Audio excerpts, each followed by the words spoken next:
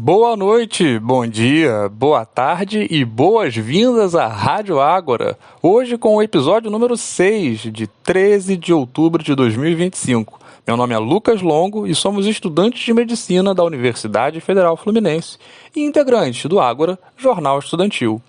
Hoje falaremos sobre a formalização legal do programa Agora Tem Especialistas do governo federal, sobre a crise econômica na Argentina e os protestos no Peru. Além do bônus, você sabe o que são as diretrizes curriculares nacionais? Então, para começar, a notícia a partir do GovBR, uma análise de algumas semanas atrás aqui do Ágora, de que Lula sanciona a lei do Agora Tem Especialistas. Essa lei foi sancionada na terça-feira, dia 7 de outubro, sendo a lei número 15.233 de 2025, e agora sancionada, a gente já tem a expansão, inclusive, dessa perspectiva da atenção especializada com carretas móveis, dentre outras iniciativas. Bom, essa lei parte inicialmente de um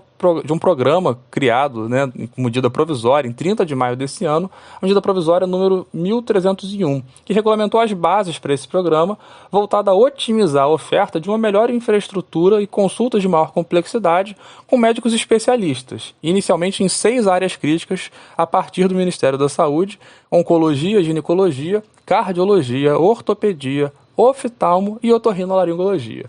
Na perspectiva da, abre aspas, mobilização máxima de toda a estrutura de saúde pública e privada, fecha aspas, o governo propôs, dentre as suas medidas, como se regulamenta numa portaria do governo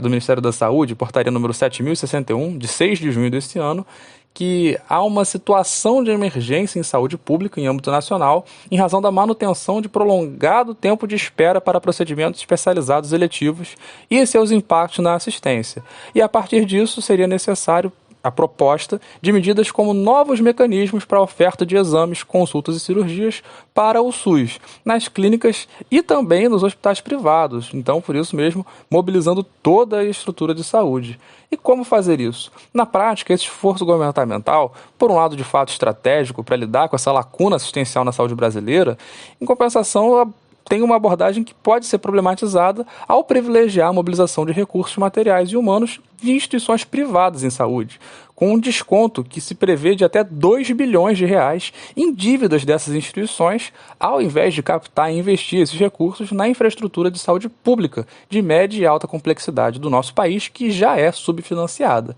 E na prática, de certa forma, é possível também analisar que, apesar do benefício imediato na redução de filas, que é sim digno de elogios e muito interessante, o programa põe em xeque, dentre outros, o controle social e o caráter público do Sistema Único de Saúde, amplificando ainda mais a oferta de saúde enquanto mercadoria e aumentando o lucro dos planos de saúde em instituições privadas. Novamente, conciliando, o governo acaba por atingir, sim, um possível ótimo resultado, mas ao preço de socializar os custos para privatizar ainda mais os lucros com saúde no Brasil. E a partir dessa nossa preocupação, a gente reforça também a importância dessa medida provisória que se tornou lei e torcida para que isso possa ser conduzido de uma forma benéfica para a nossa população no acesso à saúde especializada. Outra notícia, a gente tem a crise econômica na Argentina é considerada insustentável, segundo a economista Margarita Oliveira, em entrevista ao jornal Ópera Mundi, porque faltando apenas 13 dias para as eleições legislativas de hoje, lá na Argentina, que vão definir a formação do Congresso para essa segunda metade do mandato do Milei, a gente tem crises enfrentadas pelo governo num panorama bem amplo que podem conduzir a um quadro bem menos favorável ao que se previa da parte do governo em relação ao Congresso. E para além de alguns escândalos recentes, como por exemplo envolvendo a Karina Milei, irmã do presidente, do ponto de vista da corrupção, o recente caso de um ex-aliado, um aliado e ex-candidato ao parlamento que desistiu da campanha depois da ligação com o narcotráfico ter sido descoberta, o presidente ainda está enfrentando uma situação econômica que é categorizada por essa economista argentina como insustentável. E aí eu abro aspas para a entrevistada, que diz que para conter a inflação, a estratégia de Milei foi evitar a desvalorização do peso a qualquer custo, junto com uma forte política de austeridade, mas os investimentos não chegaram e a saída de dólares do país continua pressionando o mercado dia após dia, sobretudo por meio do chamado carry trade. Nas últimas semanas, para evitar o valor do dólar superasse 1,25 mil pesos, o governo interveio no mercado cambial com somas muito elevadas, entre 250 e 800 milhões de dólares por dia.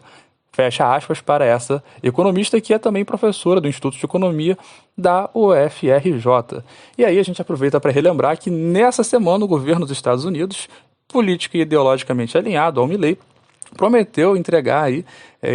20 bilhões de dólares à Argentina, numa medida que veio junto de uma intervenção direta no país a partir de, enfim, a Secretaria do Tesouro dos Estados Unidos com o Scott Bessent. Então a gente percebe, de fato, uma catástrofe econômica proveniente dessa abordagem extremamente neoliberal que beira o anarcocapitalismo defendido pelo Milei, e é prova de que o Estado, quando não se preocupa fundamentalmente com as necessidades do povo, leva o povo a um sofrimento extremo. E a gente percebe que a manutenção de um suposto superávit de alguns indicadores econômicos dentro do que se espera de normalidade para os economistas é às custas de muito sangue da população mais pobre argentina, que está agonizando cada vez mais com problemas como a fome que se alastra pela Argentina. E, enquanto última notícia do nosso episódio de hoje, os protestos no Peru que continuarão mesmo após a destituição da presidente, segundo o analista político ouvido pelo Brasil de Fato. E aí a gente começa observando que depois de mais de quase 3 anos, né, desse governo da presidente Dina Boluarte, houve recentemente, na sexta-feira de madrugada, sua destituição, que veio como fruto de uma reviravolta das forças políticas que até então vinham sendo a última barreira evitando que ela caísse. É interessante observar que agora, com a queda da presidente, o Congresso que votou por essa queda ainda também não se garante enquanto uma sustentação firme do ponto de vista político, uma vez que enfrenta um dos maiores índices de desacreditação por parte da população da sua história. E é interessante trazer essa notícia porque, segundo analisa o Jorge Ballon Artaza, um analista político ouvido em entrevista pelo Brasil de Fato, é fortemente provável que o povo mantenha suas mobilizações mesmo após a queda da presidente, justamente tendo em vista o desprestígio do Congresso e a forte impopularidade das políticas recentes conduzidas pela atual mandatária, no momento ex-mandatária. E isso eu acredito que possa ser uma grande lição para a gente no Brasil em termos de pressão popular, frente, no caso deles, a um governo autoritário e com políticas de austeridade profundas, além de um Congresso desacreditado, e qualquer semelhança com a nossa realidade é mera coincidência, que justamente podem inspirar a nossa luta. A gente não pode deixar de se mobilizar, tendo em vista, por exemplo, os frutos da mobilização com a queda da PEC da bandidagem, que foi derrubada no Senado, ao mesmo tempo que a gente também tem, por exemplo, a votação pela isenção do imposto de renda. Então, a pressão popular é, e sim, ainda a mais importante e sempre será forma de garantia dos interesses da classe trabalhadora, da nossa classe,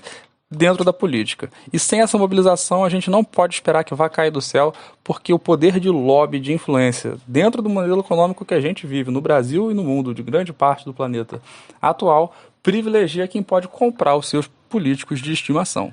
E aí, reforço o convite à mobilização. E o nosso bônus final, que são as diretrizes curriculares nacionais para os cursos de medicina, nada mais são do que o conjunto de normas que orientam a formação médica no Brasil, definindo o perfil dos profissionais em geral, os princípios, fundamentos e finalidades do curso, e estabelecendo competências e habilidades necessárias para esses profissionais, buscando alinhar a educação médica às necessidades sociais de saúde e promover uma formação humanista, crítica e ética. E eu abordo esse comentário final justamente porque recentemente foram publicadas as novas DCNs. E essas novas DCNs trazem sim alguns avanços, como por exemplo a inclusão e aprofundamento de temáticas do ponto de vista do meio ambiente e saúde nas determinações sociais do processo saúde e doença, mas uma crítica importante que a versão final que deveria ter sido apresentada para a publicação, produzida pela Associação Brasileira de Educação Médica após várias rodadas de discussão regionais, nacionais, por exemplo, dentro do Congresso, né, da própria ABEM,